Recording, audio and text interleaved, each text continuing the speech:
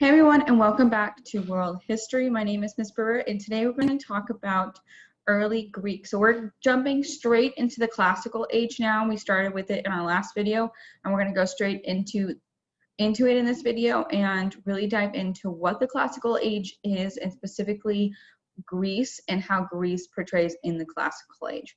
So let's jump right in.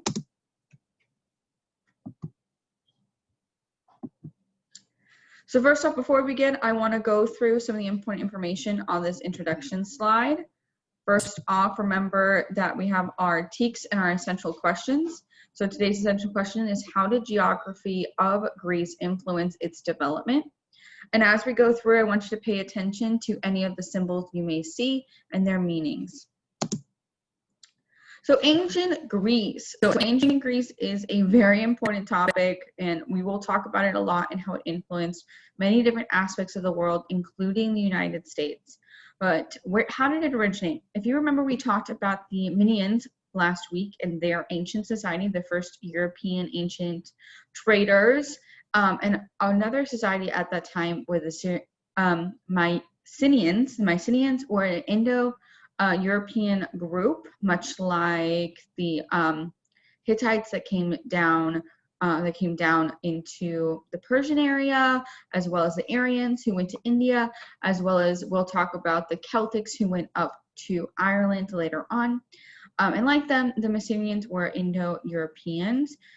They developed great palaces and conquered areas like the Syrtes and built these amazing palaces and art, and did all these things. But they did end up declining. And after that decline, another group called the Dorians kind of rose. And in this time, it kind of has a dark ages. And what I mean by a dark age is a time with no art, no literature, no culture developing, and more importantly, no writing. And so this is a period in time in which kind of knowledge and development ceases. And it's really important because Mycenaeans kind of developed this early culture and ideals that would become the foundation of ancient Greece. And during the Dorian time, during this Greek Dark Age, you kind of had a stall. Everything was almost like paused on a video. It's very important to think about how this time, this period of Dark Ages, affected the learning and what would become this huge boom of knowledge. And when we get into the Renaissance and the Dark Ages before the Renaissance, we'll talk about these similarities between the Dorian Dark Ages and the Renaissance Dark Ages. And the biggest thing to remember here is that you had this time of flourish, this time of an empire, this time of growth, and then after that you have basically nothing. Eventually you would have another boom, and that was the geography. And what you'll find is people began to spread out from the main Mycenaean areas, and as they spread out, they began to develop cities and homes. And it's really important to think about the geography of ancient Greece. So this is kind of where ancient Greece is in modern times. You have the southern part of Asia Minor right here, as well as what is modern day Turkey over here. And during this time period, people began to spread out. And a big part of that is they developed homes and cities in these lands. And something to remember is that these lands were very rocky. There was a lot of mountains, and in between these mountains you had vast fertile hills that people would go and live in. So people would form these cities in these hills and be surrounded by mountains on all sides. This created very isolated and individualistic cities that would become the foundation of Greek life. So about Greek life, the most important things to remember is that while people scattered, they had very similar beliefs and ideals. So they had what's called a shared culture. So the people of Greece, even though they all kind of were separated and isolated from one another, they had a shared culture, specifically shared language in ancient Greek, a shared mythology. They believed their gods were immortal, powerful, but most importantly, fallible, meaning that they, like humans, had faults, that they could sin, they could do bad things, they could make bad decisions. And because of that, they have all these stories about their gods kind of doing things and then messing up and then fixing things and then messing up. And it's very important to kind of their views on life. Also, all of their gods represented nature and creation in some way. You had the god of death, god of lightning, god of seasons, god of war, god of wisdom. You have all of these different gods that represent different facets of Greek life. And you learn about these gods in epics or shared stories. And two of the biggest shared stories are the Iliad and the Odyssey. The Iliad and the Odyssey are believed to be stories that took place during the Mycenaean time period, as well as the Dark Ages. And they're kind of represent this time period before and the kind of the mythos that kind of developed around it. It seemed fantastical and a little bit more magical than what the Greeks at that time lived in. And so these stories were written by a guy named Homer. You have a picture over here, a statue of him over here. And it isn't believed that he wrote all these stories, but it is believed that the person we consider to be Homer most likely wrote them down. And so all these stories are epics or Greek stories that were kind of portrayed in a poetic nature, passed down in oral histories. And after a while, those oral histories would eventually be written down in what would become ancient Greek and become the foundation of these two main stories, the Iliad and the Odyssey. And we'll talk more in class about the Iliad and the Odyssey and what they were and what the stories were. They also had shared sports, or believed in this kind of shared concept of sportsmanship and warrior status, and they had what's called a pan-Hellenistic celebration. So that's pre-Hellenistic age, and we'll talk more about what that is. But that's kind of what ancient Greece is pan-Hellenistic. And these celebrations would kind of culminate in the concept of the Olympics. And so it's not like the Olympics we have today. They don't do the same kind of sports. They tend to do things like wrestling, chariot racing, jousting, fighting, things like that nature. But they would have these Olympic celebrations every 4 years. And so all the different city-states would kind of come together and celebrate their different states and their different ideals and the different warriors that kind of represented their different states. And this would be this shared culture that would develop out of ancient Greece. At this time, after they kind of scattered and formed these cities, you have a boom in agriculture. And we've talked a lot about agriculture and how a boom can, what developing agriculture can do. And so in ancient Greece, when they developed agriculture, of course, they had a surplus, which led to a population growth. That population growth led to a trade growth as they kind of began to trade. And you have the development of the early Silk Roads, which we will talk about more when we get into Alexander the Great. You have the development of language. The ancient Greeks borrowed language actually from the Phoenicians, which we talked about 2 videos ago. They ended up adding vowels into the Phoenician language and developing what would become ancient Greek.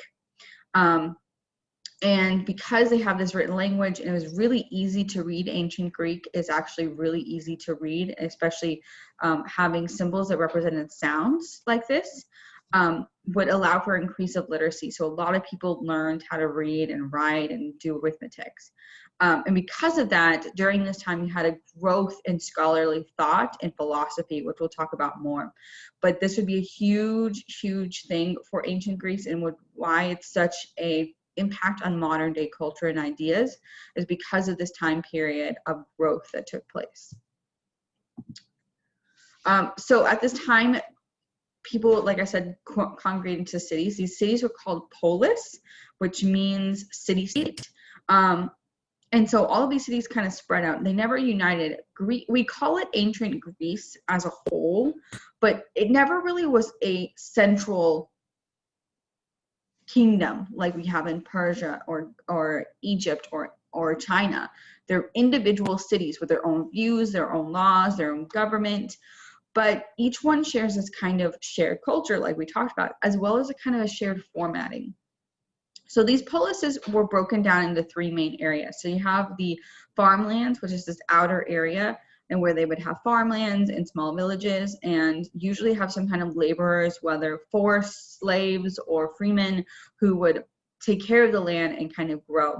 And then you had the agora, which was the lower part of the city, and that's where daily trade and kind of daily life took place. Most people who were citizens of these polises lived there and kind of worked there and kind of lived their lives there. You would have festivals there, theater shows, things of that nature.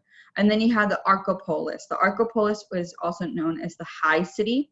And the High City is usually where the temples were, where the governmental offices were, where people would go for worship and other things.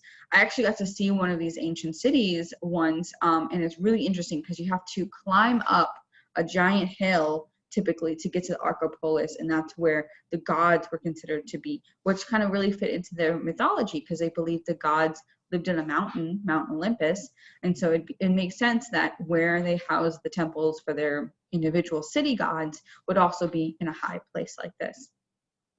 However, after a while, there began to be a large amount of polises, so there ended up being over 200 polises in what is ancient Greece. And because of that, they were running out of places to farmable land. And what would happen is they would actually spread out and begin developing colonies in what is modern-day Italy, all the way to Spain, down to Egypt, as well into Asia Minor, and kind of develop these colonies that would be under these Greek polises and kind of deal with them.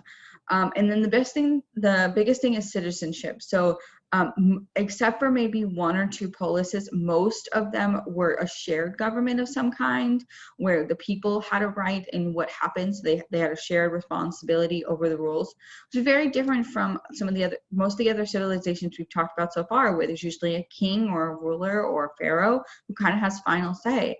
In Greece, it was more of shared responsibility, but still there was limitations. So the citizenship and those that could participate in government were typically people who lived in this agora area. If you lived out in the farmlands or either further out or you were in one of the colonies, you didn't have the rights to vote. It was only people in this agora or Archopolis area, and it didn't count towards women or slaves. So only men, typically land-owning men of some kind, would be ones who would allow to participate in voting and participate in government. All of this would be really essential to kind of the way Greece kind of functioned as a nation. Okay, and so you have two very famous polises. The first one is Sparta. So you probably have heard a little bit of Sparta from the TV about and some of the things along those lines. And Sparta was a military state, so it conquered lands.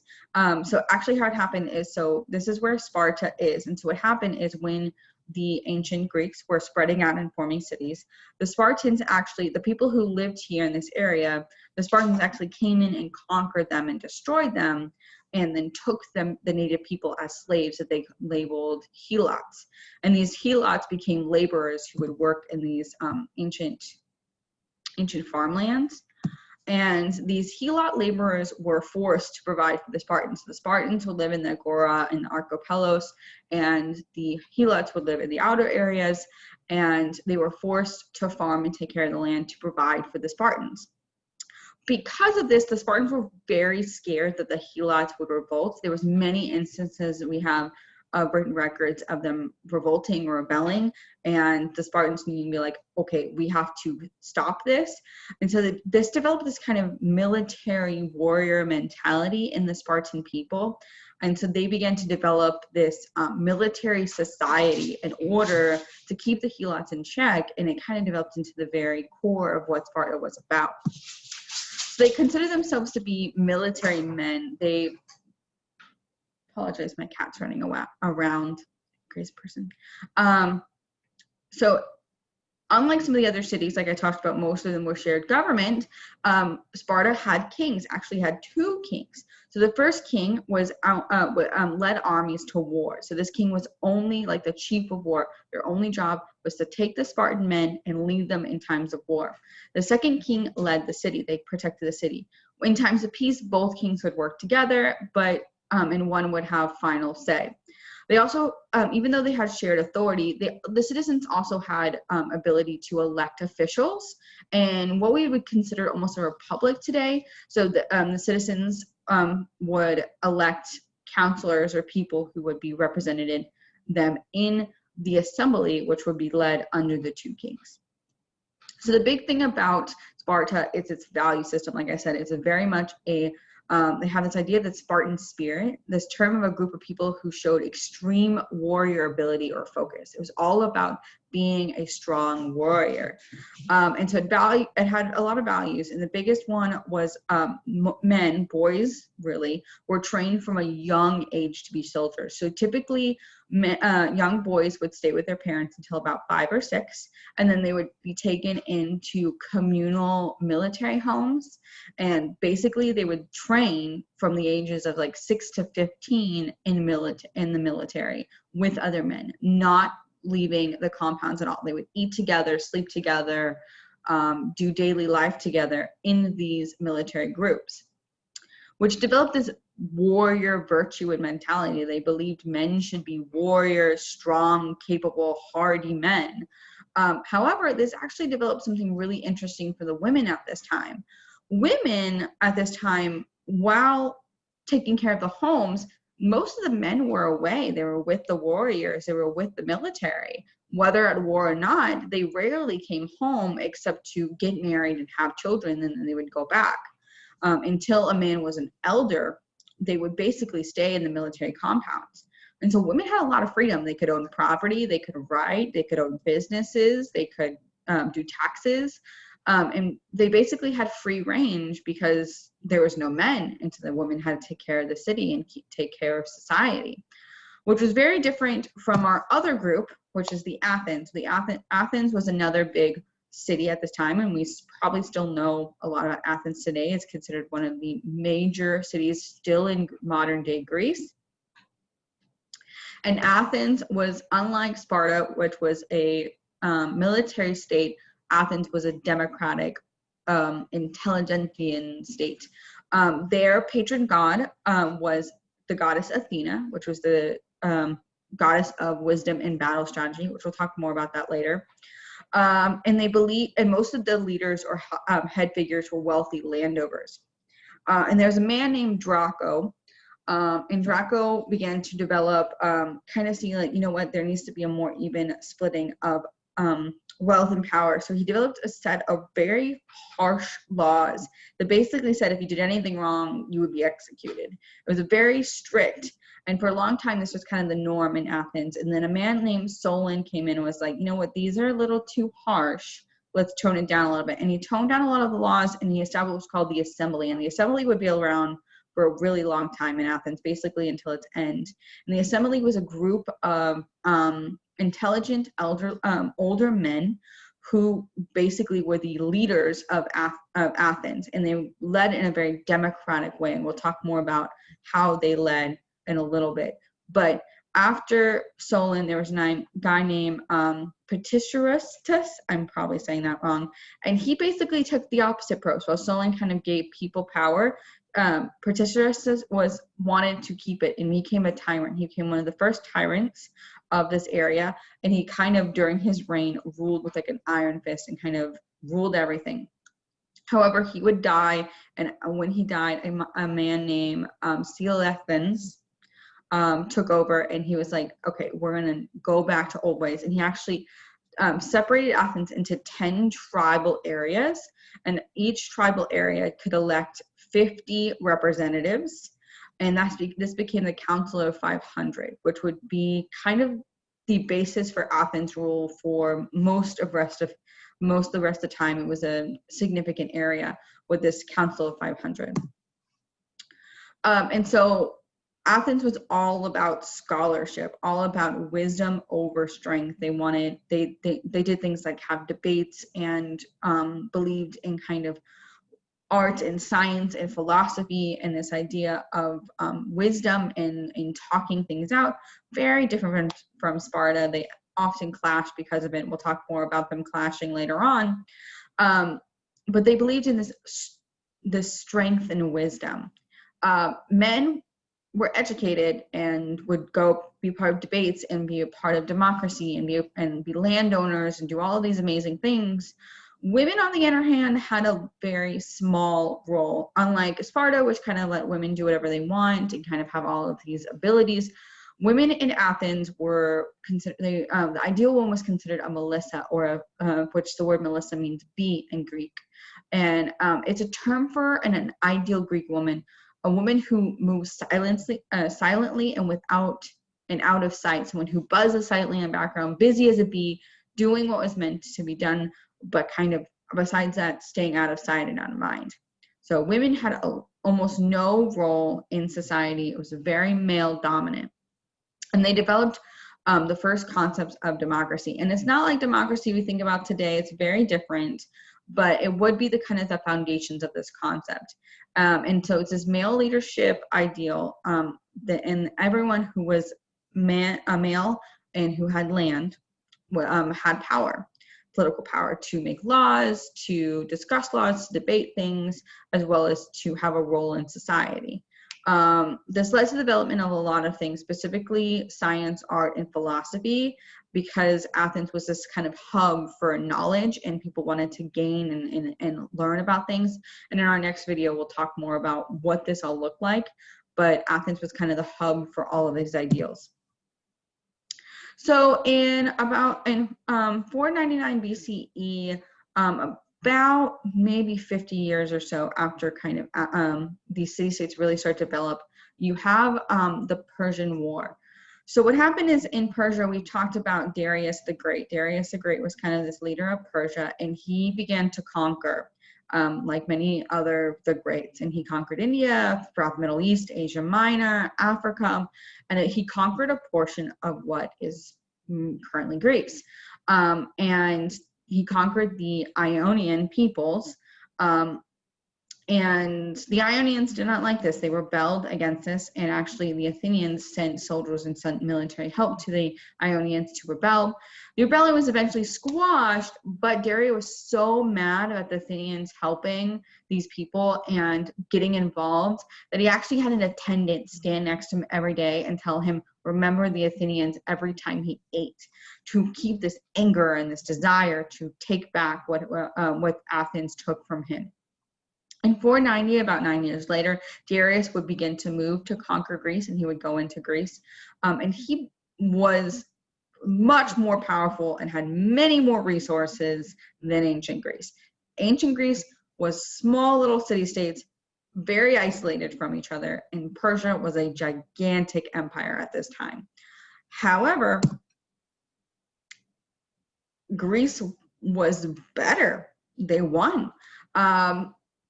For a couple of reasons. First off, they had a very interesting military tactic. They organized their soldiers in hoplite groups. These are small units of men in formed phalanxes, which is about 100 men, in these very organized rows, with their shields would interlock and kind of connect together. So there was no holes for arrows to go through, and their spears would jab through. And basically, while the Persians were like a disorganized mess, the Greeks were very organized and sharp in battle. On top of that, they had very wise leaders. Their generals were very smart. They knew how to play the field and kind of maneuver the Persians to what they wanted them to do. In 490 BCE, you have the Battle of Marathon, where Persia comes in and Athens kind of like pushes them back. And actually, when they won the battle, a runner was sent back to Athens and ran back to Athens, and he was so exhausted. And so after he gave his message, apparently he died. And where the concept of the marathon comes from, this like mile long, this very long run. However, even though they won and they kind of, if everything settled down, however, Persia was not going to sit back at this defeat. In 480 BCE, Xerxes, Darius's son, decided to invade Greece one more time, and he was actually doing really well, kind of conquering quite a bit, into the Battle of Samalis. In the Battle of Samalis, a couple things happened. First off, the Persians came in to attack kind of from the side, and then what happened is three things kind of happened almost at the same time. First, there was this impassable mountain pass, and the Persians had to get through it in order to get to Samalis, where the main battle would end up taking place. And what happened is Sparta and about 300 Spartans and about a couple other hundred soldiers from a couple of different city-states would actually make a final stand there and basically stall the Persians for quite a bit so that Athens could set up in Samalis. And most, if not all, of the men died there, but it was considered a victory because they were able to stall Persia long enough that when Persia finally came in, the Athens navy, because Athens had a very strong navy at this time, basically destroyed the Persian army. And through these two major battles, pushed Persia out of ancient Greece and kind of became the foundations of kind of this, what would become the Greek Golden Age, which we'll talk about in a second. And so after this, Athens in particular thrived. Athens basically led 2 wars against Persia and won both times, getting a huge influence over Greece. At the same time, you have Sparta, which was just as involved in these warrior people, and it's developed this rivalry between the two that would kind of develop, especially during the Olympics, and would lead to a civil war, which we'll talk about in a minute. But before that, this became Athens' golden age. It developed architecture, religion, writing, poetry, philosophy, art, science, technology, government, and so much more. And actually seeing what happened with the Persians and wanted to safeguard their government, so they developed 2 concepts, ostracism and ostrakon. Ostracism is the concept of banishing someone from the ancient Greek city if they did something wrong. So let's say a government official was like trying to be a tyrant, they could ostracize them, which means basically kick them out. Also a concept called ostrakon developed this time. This was these beautiful, they would take pieces of pottery and use them to write and put notes on. And so we have, and this would develop kind of a way of casting votes. And so they would write their vote on it and then put it in a jar, and that's how they would vote. Both of these would develop safeguards in government and kind of keep people safe. Athens also began to influence some of the other cities as well. Athens would develop the Delian League, and Athens would run it, and it would combine all the Greek city-states, and their goal was to make sure they were not united against Persia, and each city-state would give a tax of some kind, usually typically money or ships, and the more they gave, actually the more power they had. So if how much ever they gave a majority power. And Athens had both the most money because of their trade and the most ships because of their navy, which resulted in them, of course, having the most power. Athens would use this money to build and create many, many things, including the Parthenon in Athens, which is this amazing, gigantic temple to the goddess Athena, which we'll talk about in our next video. And Athens grew incredibly powerful at this time. And the other city-states did not like this, especially Sparta, and they began to grow kind of suspicious and anxious about Athens' growth. This would lead to a massive war called the Peloponnesian War. It had to do with this long stretch of land between Athens and Pyrrhus. And basically what it was is Athens had become so powerful, but that the other city-states were like, we need to stop this, and they would declare war on Athens. Specifically, Sparta would lead this war, and basically what it came down to it is Athens' incredible navy versus Sparta's incredible army forces. And this war lasted decades. It was incredibly long. It led to a lot of decline. Because of the war, people went from the outer areas and congregated into the cities. And then you had sieges of these cities, which result in diseases and death and famine. Sparta would actually end up aligning with Persia to gain back control of Athens, and they would actually defeat Athens. But in 403, Athens would then rebel and win back its freedom. But after all of this decades of war and decline and famine and disease, it never was quite the same, and it destroyed this golden age that Athens had, and Athens never regained the power it once had, nor did the other city-states really bounce back from all of the death that took place during this time. However, it did give us some amazing developments in ancient Greece. So you have the Minoan civilizations settle in what will become ancient Greece, as well as the Dark Ages of ancient Greece in 1200 BCE. Then we would have the establishment of ancient Greek city-states called Polis, as well as the first Olympics in 1776. Athens would begin to develop democracy around 500 BCE, and then we have the flourishment of ancient Greek civilization. With the Persian Greek War, Greece would win, which would go into the Athens Golden Age, only for there to develop into a civil war in 404 BCE and led to a decline of ancient Greece. So some more when we think about ancient Marian and the Dark Ages and how those two events kind of led into modern day Greece, we have you have these shared culture and values which would become the basis for Greece, as well as the geography developing to these isolated city-states called polises. You have two very major city-states, Athens and Sparta, which would be the two main city-states of ancient Greeks that would kind of fuel and influence and be major factors in the Persian War. Athens would rise after the war, creating the Delian League, as well as gaining power and influence and corruption in its own way.